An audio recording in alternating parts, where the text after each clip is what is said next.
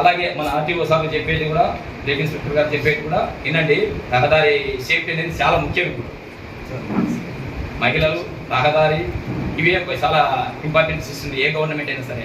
మహిళల భద్రత, రహదారి భద్రత, అర్థమైంది కదా. కాబట్టి ఎన్ని మీరు వచ్చిన అవకాశాలు, ఇట్లాంటి అవకాశాలను సద్వినియోగం చేసుకోండి, ట్రైనింగ్ పొందండి. వేరే దాంట్లో కూడా బతకవచ్చు. మనకి దీంట్లోనే డబ్బులు ఆడుకొని బతకాల్సిన అవసరం లేదు. ఇంకా స్వతంత్రంగా మనం పని చేసుకుని బతుకుంటే ఇంకా స్వేచ్ఛ ఉంటుంది, ఇంకా తృప్తి ఉంటుంది, ఆత్మతృప్తి ఉంటుంది. ఎవరో ఇచ్చిన దాంట్లో మనం బతకడం అంటారు.